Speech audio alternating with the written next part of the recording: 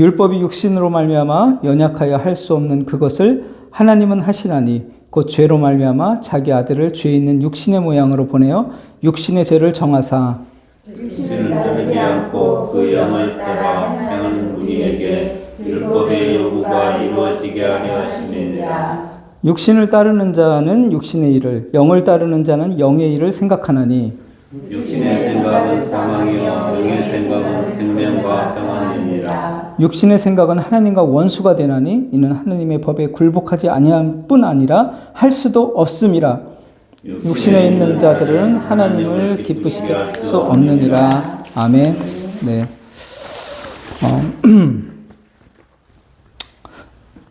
맞습니다.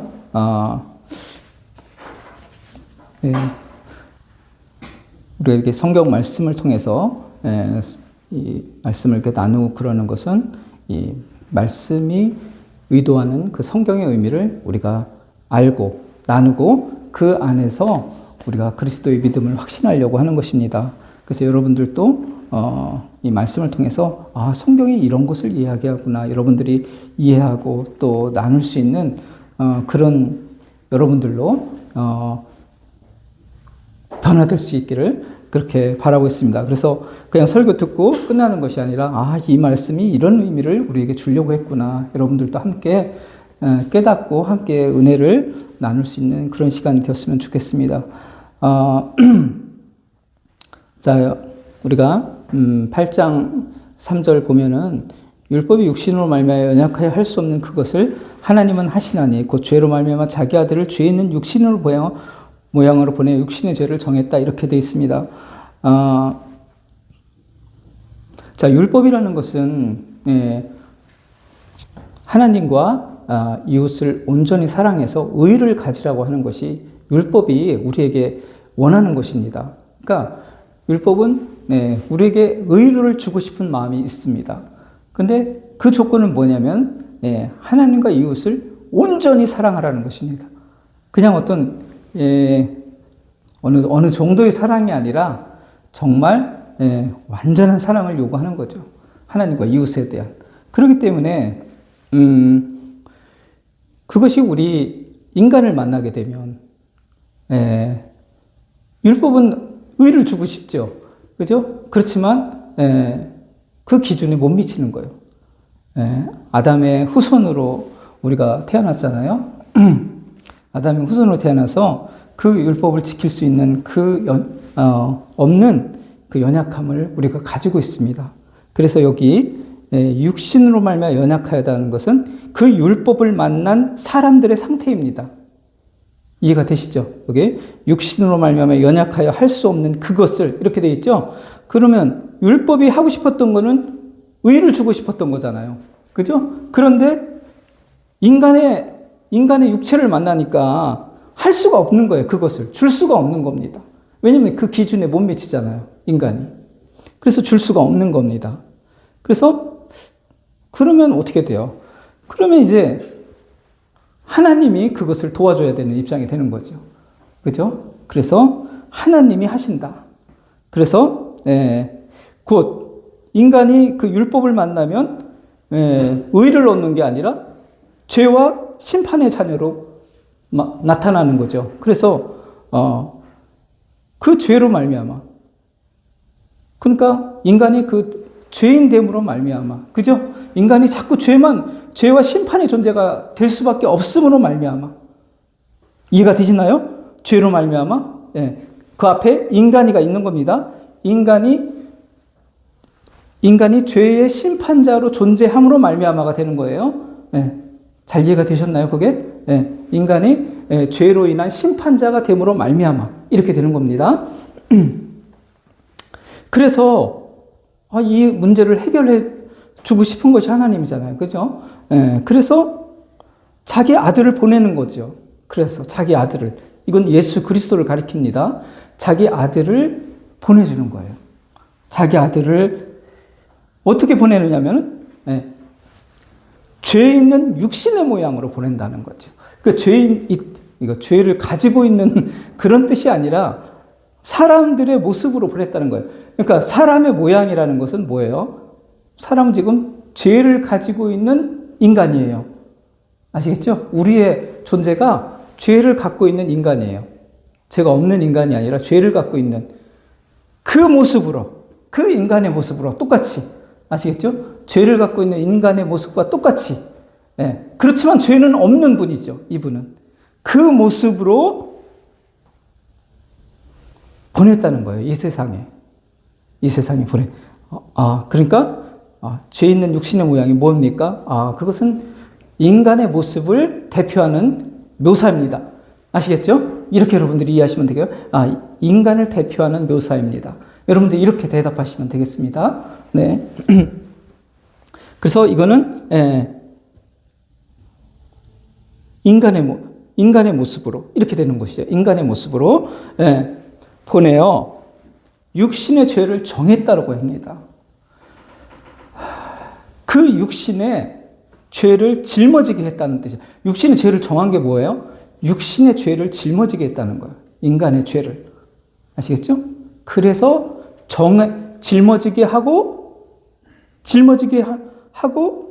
심판했다는 것까지 포함되는 거예요. 육신의 죄를 정했다는 것은 인간의 죄를 그 예수님의 육체에 담가서 심판했다. 그런 의미가 됩니다.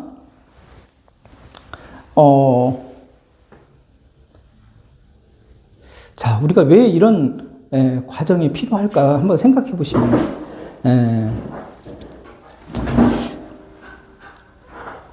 만약에 예수님이 그 인간으로 오시지 않고 이렇게 계시다면은 우리의 죄를 피 흘림이 있어야만 죄가 사해진다는 게 하나님의 원리예요. 피 흘림이 있어야만. 아시겠죠? 반드시 심판이 이루어져야 된다는 것입니다. 그런데 육신의 모습으로 오시지 않으면 그걸 할 수가 없는 거죠. 그래서 예수님이 피 흘리기 위해서 또 오시는 거예요, 이 땅에. 그리고 만약에 예수님이 만약에 죄가 있다고 하면은, 만약에 죽었어요? 그럼 자기 죄 때문에 죽는 겁니다. 대속이 이루어지지 않아요. 대속은 반드시 흠없고 점없어야 됩니다. 온전한 제물이어야만 남을 대신할 수가 있는 거예요. 이해가 되시죠? 제가 여러분의 죄를 대신하고 싶어서, 하나님, 제가 우리 김효영 집사님의 죄를 대신해주고 싶다. 절대 자격이 안 되는 겁니다. 나는 죄를 갖고 살고 있는 사람이기 때문에. 아시겠죠? 죄 없는 존재만이 그 역할을 할 수가 있어요. 그 역할. 대속을 할 수가 있어요. 그 역할만. 그래서 레위기에서도 그 제물을 보면 항상 아무런 흠이 없는 거, 점이 없는 거, 이런 것만 그 죄를 안수시키고 그 제물을 죽여서 그 사람의 죄를 속하는 그런 활동을 하게 했거든요, 구약에서. 그게 바로 그리스도는 흠없고 점없는 죄 없는 존재로 존재할 것이다. 그 이 땅에 오셔가지고 정말 율법을 다 지키시면서 완전한 제물이 되신 거예요. 온전한 제물이 되신 것입니다. 이 땅에 오셔서. 그래가지고 그분의 대속으로 인해서 이제 그 역할이, 그 효과가 미치게 됩니다. 어떻게 미치냐면 육신을 따르지 않고 그 영을 따라 행하는 우리에게 율법의 요구가 이루어지게 하려 하십니다. 이렇게 되는 거죠. 그러니까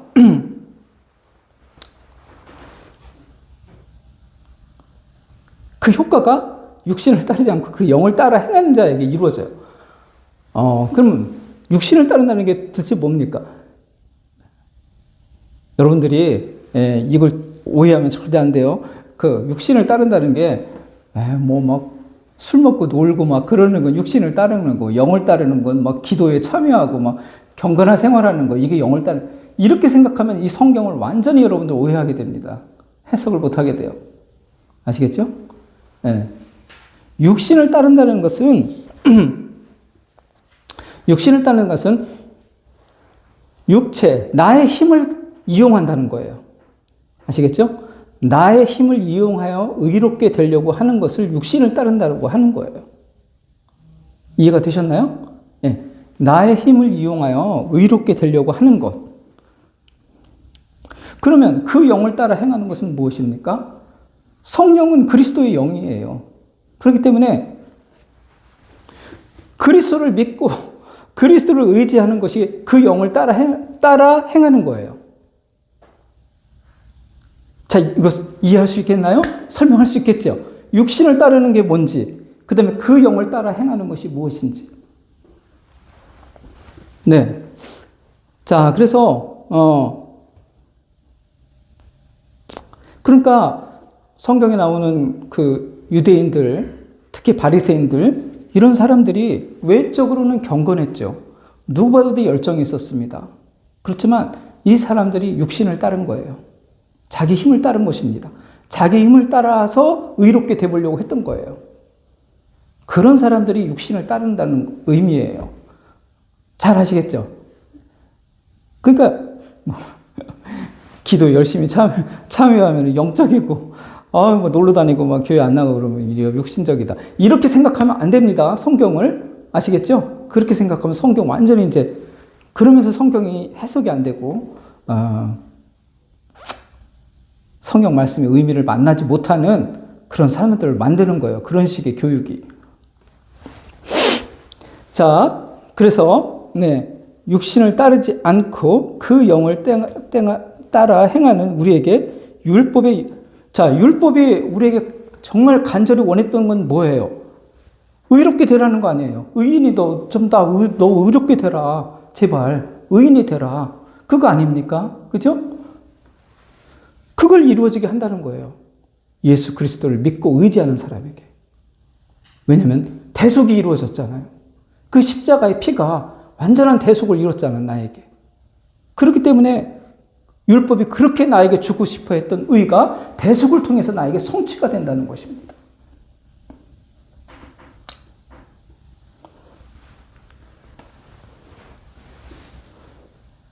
내가 그렇게 율법이 바랬던 그 의로움을 대속을 통해서 내가 성취하는구나. 여러분들이 이 내용을 잘 이해해 주셨으면 좋겠어요. 율법의 요구가 이루어지게 한다. 아시겠죠? 율법이 요구한 의로움이 드디어 대속으로 말미암아 나에게 주어진다. 그러면 여러분들이 이 3절과 4절을 정말 영적으로 잘 설명해 줄 수 있는 그런 사람이 된다는 것이죠. 이거 할 수 있겠죠? 3절, 4절 설명을. 할 수 있습니까? 신학자들의 관심이 이 3절, 4절에 굉장히 많이 집중되어 있습니다. 이게 무슨 의미인지를. 근데 여러분들이 오늘 이 내용을 잘 살폈으면 정말 설명해 줄 수 있는 사람이에요. 성경을. 이 3절, 4절의 의미를. 자, 그 다음에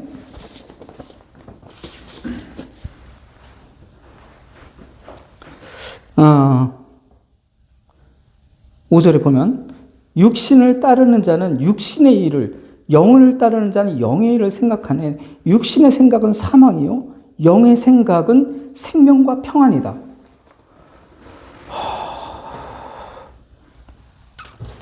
자, 육신을 따르는 자들은 어떻게든지 자기 힘으로 그 율법을 성취해 보려고 노력하는 거예요.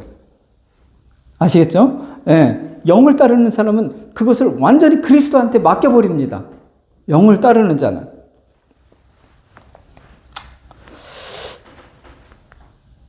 그렇게 되면 결과는 어떻게 될까요? 6절에 보니까 육신의 생각은 사망이요 영의 생각은 생명과 평안이다. 그렇게 되면은 그 생각으로 치닫는 삶은 결국은 다 사망이에요. 심판과 사망이 기다리고 있습니다.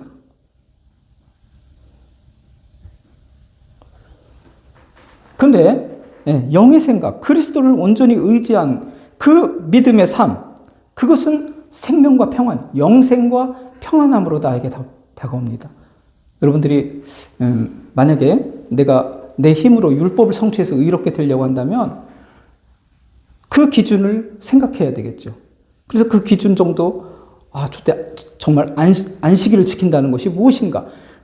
일을 하지 말라고 했는데 얼만큼 지켜야 되는 자기 기준을 생각해야 되겠죠. 그런데 며칠 지나 보니까 어떤 사람이 나보다 더 일을 안 하고서 그 안식일을 보내는 거예요. 그러면 내 기준이 잘못됐나 이렇게 생각해야 되겠죠. 그죠? 저렇게까지도 할 수 있는 거구나. 그럼 내 기준이 최선인 줄 알았는데 저렇게까지 더 열심히 할 수가 있네.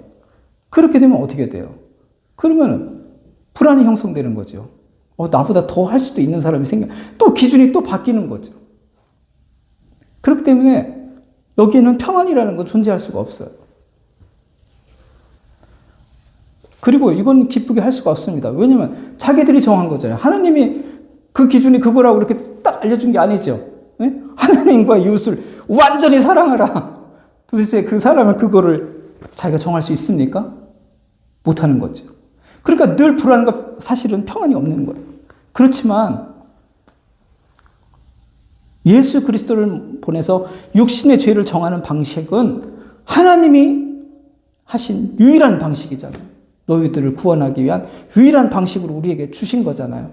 그렇기 때문에 여기는 뭐 변개시킬 만한 요인이 하나도 없다는 거예요.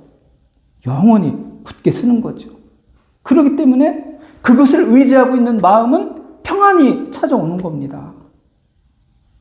나를 구원할 수 있는 유일한 길로서 그리스도를 보내주신 것이기 때문에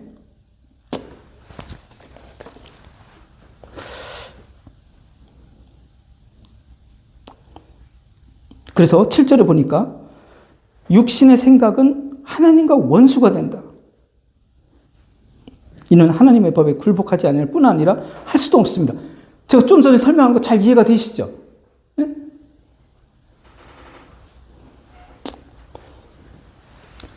할 수도 없는 걸 하고 있는 사람들이 되는 거예요. 할 수도 없는 것을.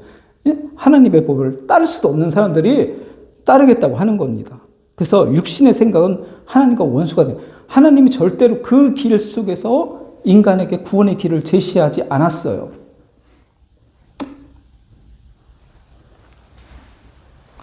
인간의 힘으로, 자신의 힘으로 의롭게 되려고 하는 것은 하나님과 원수가 된다는 것입니다. 겉으로는 여러분들이 사람들이 보기에는 대단할 수가 있습니다. 정말 여러분들이 아마 바리새인들 그 당시 신앙생활하는 거 가서 한 2000년 전으로 가서 한번 만약에 본다면 정말 대단할 거예요. 어떻게 저렇게 철저히 하나님을 저렇게 저 사람들의 힘으로 저렇게 섬기려고 하는가 아마 대단할 것입니다.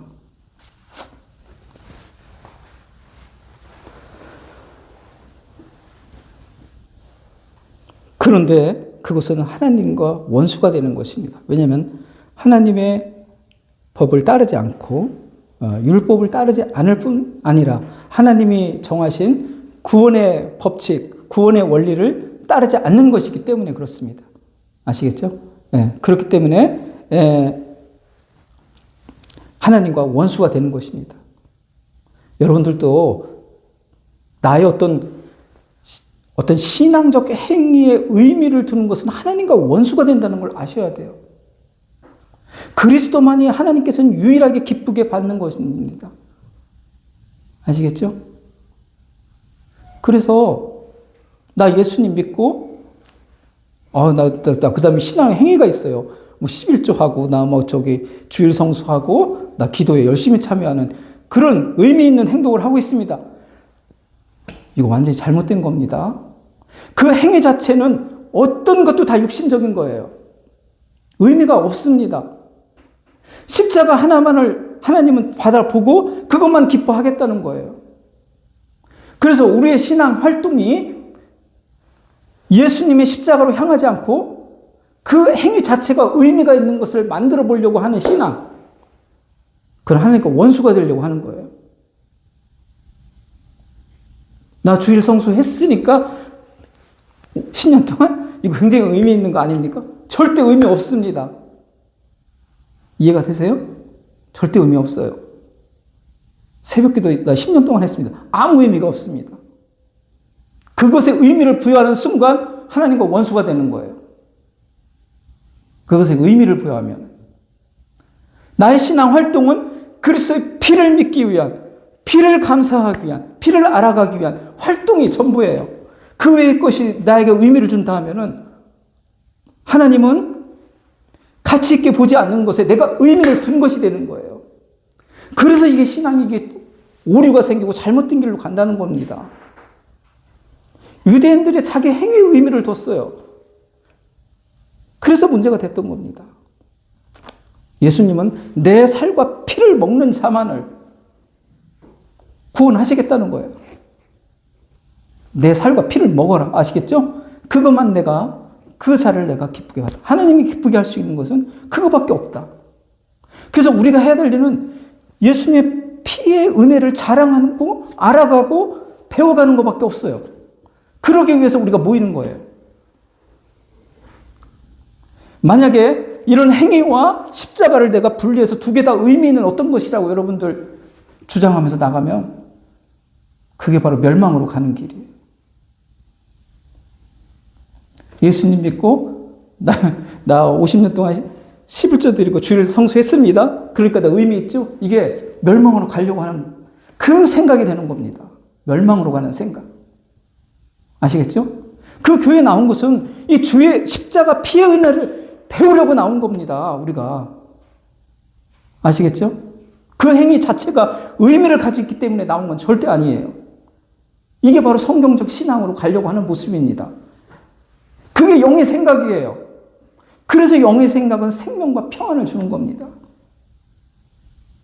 그래서 8절에 육신에 있는 자들은 하나님을 기쁘시게 할 수 없다. 그렇게 했죠. 그런 생각을 하는 사람은 하나님을 기쁘게 할 수가 없어요.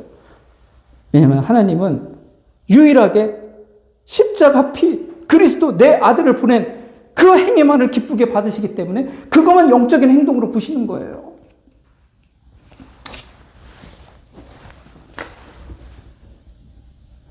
그래서 우리 자체는 이미 선언했잖아요. 7장 24절 오라 나는 공고한 사람이다. 이 사망이면서 누가 나를 건져 우리 주 예수 그리스도를 하나님께 감사해. 우리는 이미 우리 자체에 어떤 하나님을 기쁘게 할 수 있는 선을 행할 수 있는 어떤 그런 걸 가지고 있지 못한 사람이구나. 여러분들을 그렇게 자기를 바라봐 줘야만 됩니다. 오라 나는 곤고한 사람이라고 그러다. 이게 뭐냐면 나는 내 행동으로는 도저히 하나님을 기쁘게 할 수 있는 것을 할 수 없는 사람이구나. 네? 내가 아무리 어떤 선한 생각을 했어도 죄의 법이 다 그걸 뺏어가가지고 그걸 할 수가 없게 만드는 그런 존재를 내가 갖고 있잖아요. 그러니까 자기를 부인한다는 게 뭡니까? 자기를 부인한다는 것이 무엇이냐면 내 육체로는 도저히 하나님을 기쁘게 할 수 없는 그 선을 행할 수 없는 존재라는 것을 인정하라는 겁니다. 아시겠죠? 그게 자기 부인이에요. 뭐 놀러 안 나고 교회에 나오는 게 자기 부인이 절대 아니에요. 그런 게 자기 부인이 아니에요. 자기 부인은 내 힘으로는 도저히 하나님을 기쁘게 할 수 있는 선을 만들어낼 수 없다는 선언을 해주는 거예요. 그래서 난 그리스도의 피만 절대적으로 의지해야 된다.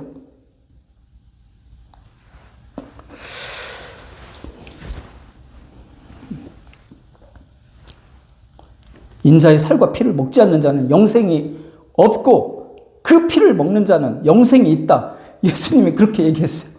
딱 그거로 기준을 정해줬어요. 인자의 살과 피를 먹는 자만이 영생이 있고 먹지 않는 자는 영생이 없다. 심판이 있다. 이렇게 딱 정해줬습니다. 그렇다면 내가 뭐예요? 그 인자의 살과 피와 연합되려는 그 마음, 그것만이 영적인 것이구나. 여러분들이 알아주시고 이 신앙이라는 것은 결국은 내가 영을 따라서 살아야 되는 것인데 그것은 나를 부인하면서 그리스도의 하신 일을 온전히 의지하는 마음, 그것이 바로 영으로 충만한 삶이구나. 여러분들이 그 십자가의 은혜가 충만한 그 삶이 주 안에서 계속되기를 축원합니다. 기도하겠습니다.